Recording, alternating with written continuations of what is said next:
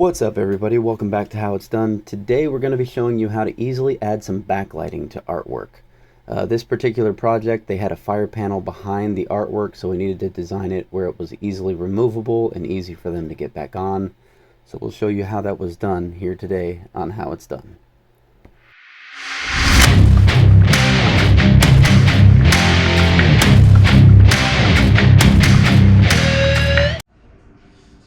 Alright, so first thing we're going to do is figure out exactly how far off the wall these sit.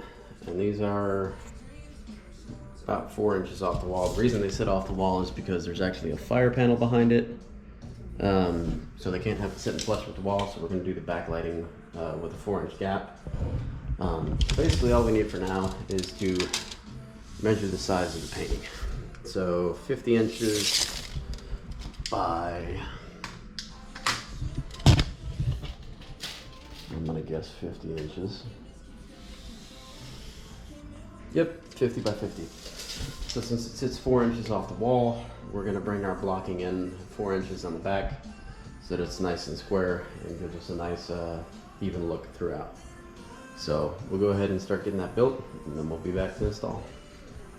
Alright, so since we are coming in 4 inches from each side, and the picture frame total size is 50, we're going to want to be 42 inches by 42 inches on the outside of the box that we're building. But since we have to account for the size of the wood, or the thickness of the wood, this is 3/4 inch thick, so we're actually going to make our cuts 41 1/4. We're deducting for that 3/4 of an inch, and I'll show you why. You could go 42 and just cut it at an angle at a 45, but since the picture is going to be supported by this frame itself, I'm going to do it this way because I feel like it's going to be a little bit more structurally sound and able to support a little bit more weight when it's got a picture hung on it. It's not a super heavy picture, but it is going to have a little bit of weight to it, and I want to make sure it's good. So let's get these cut and we'll move on to the next step.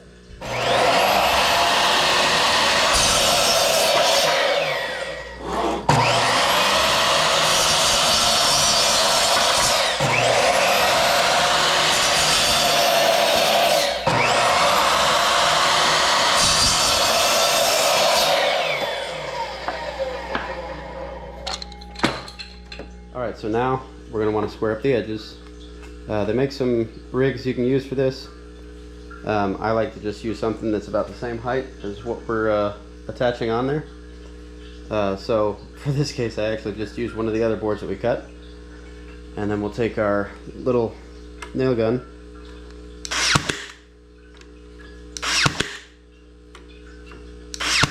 put a couple nails in there to hold it for now, and move on to the next one. Alright, so once you've got everything held in place by nails, it's time to actually make it secure. I'm using some of these double wide corner braces that should give us a nice solid hold. So what I'm going to do is go ahead and place one of these right there. And we'll just take our drill and put it.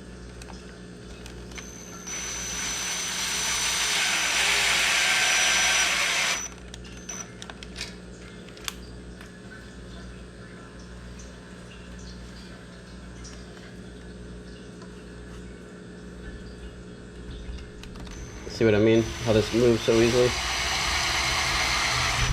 Really not super secure just with the nails. But with these angle brackets, or these corner brackets, that's going to keep it nice and stable.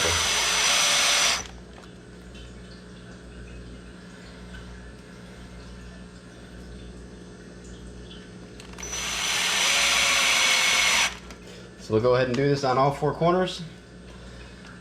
And that will make us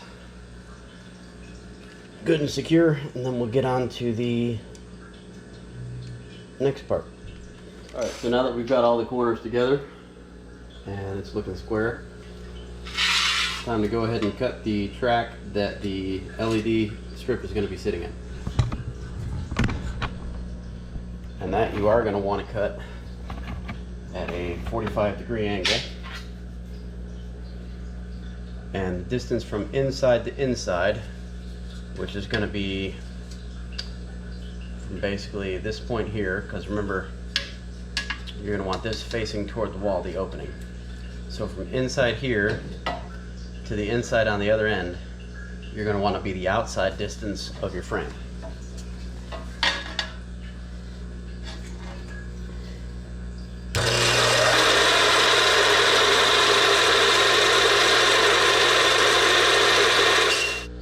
Alright, so the frame has been painted. We've got the track or the rail painted. I did have to lay this on its side and actually spray the sides down because the oil on the aluminum was actually causing it to run, so I had to lay it flat and then lay it on its side. So there's a little bit of overspray on the inside, but not too bad. So the next step we've got to do is we're going to line these corners, these inside edges up right here. And we're going to have to go ahead and attach them. A couple ways you could do that. You could use double-sided tape, you could use some type of epoxy. What I'm going to go ahead and do is use a hot glue gun with a black glue stick. So yeah, and I'm not going to need to go super crazy. Again, this is not really supporting any weight other than itself and the lights. So I'm just going to go in a few spots with the glue.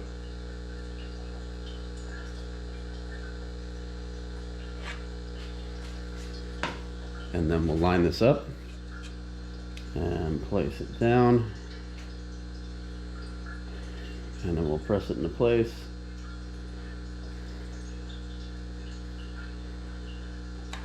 And remember, you want the opening facing back because you always want to be conscientious of where your wall is going to be, which is over here. This is your wall edge. This is the edge that's going to be facing the back of the picture. So this is where your lights are going to be, so they're going to be aiming at the wall. So we'll go ahead and do that on the other four sides, and then we'll start wiring up the lights. So as it turns out, my cuts were off by just a little bit. I'm not even sure if you can make that out on camera. Maybe, maybe not. Anyway, what I did was I took some metal tape, just ripped a little strip off to make that corner there so no light's going to shine through. Go across this section right here too. I'm not sure if that's going to show up real super clear or not. But anyways, did that, went ahead and went over it with another coat of spray paint just to give it that nice clean black finish. Now we're going to go ahead and start measuring out the lights. So for that, we're going to want to go just past this point here and just past here, because what's going to happen is, like I said, it's going to sit inside this channel, so the lights are going to go just past it.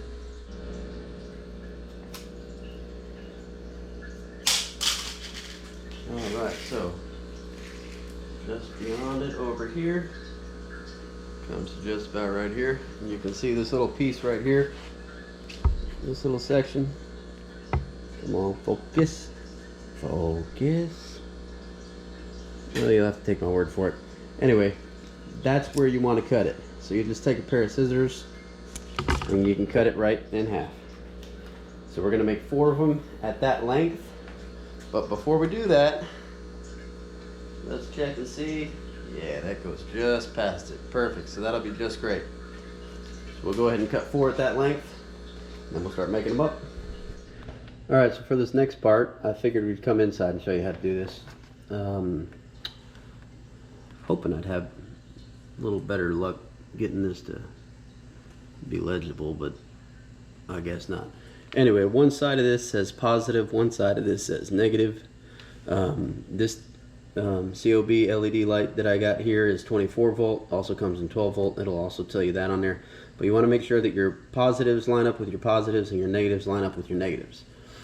So I'm going to be using these nifty little 90-degree connectors. These are handy because it'll allow you to get the corners really well lit, as opposed to if you're soldering the connections and using wire to make the bends. You're not going to be able to get that corner as well lit as you can with these. So pretty straightforward. you can see, hopefully, on the video, that there's two little teeth in here that will actually stab through the back of this. So you just tuck this kind of in there like so,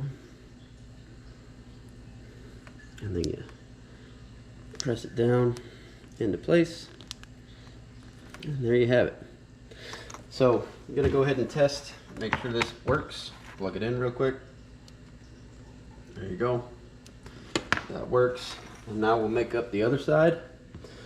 And if you recall, you just want to remember where your positives are. So on this particular one, the easiest thing to do is remember which one's on the outside. So positive is on the outside. So I know on this next piece that I've got here, we'll take a look. Positive is here, so we'll use this end.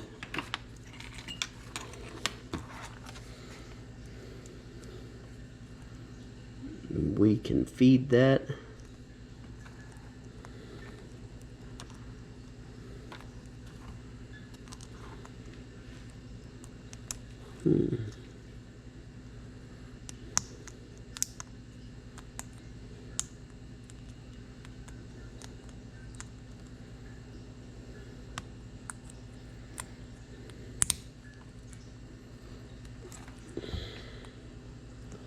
See if we can get this guy to come off so I can feed it back a little further.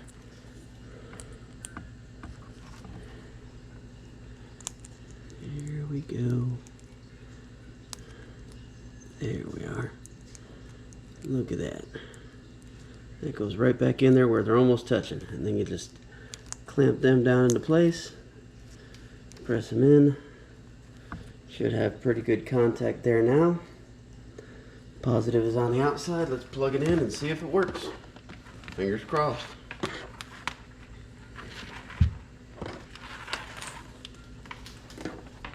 There you have it. Corner piece works. Really well lit up. Like I said, pretty good. So we'll go ahead and do that on the other three corners. Well, other two corners actually, because we're not making it up on the end where the plug is. So we'll do this on the other two, and then we'll stick it in the track. Alright, so as you can see, we pulled the backing off the double-sided tape on all the edges and got this in nicely tucked away.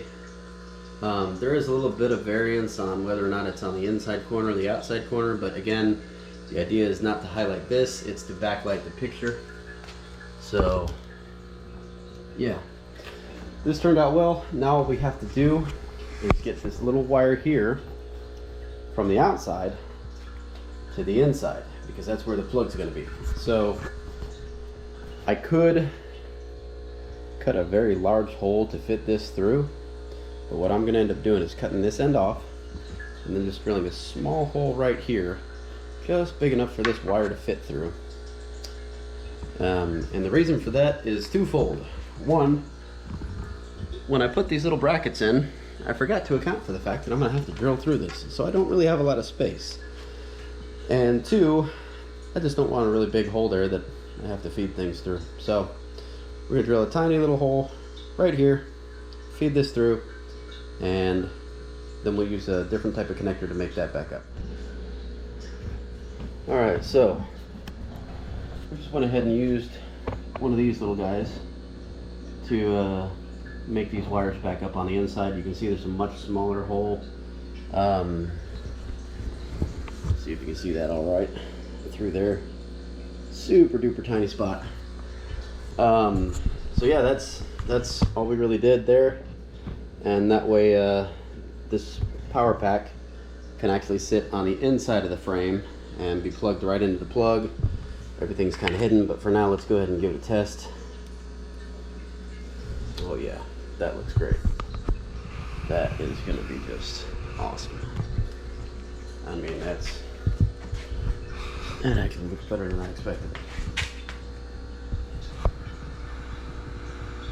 Tell you what, let me turn off the garage light.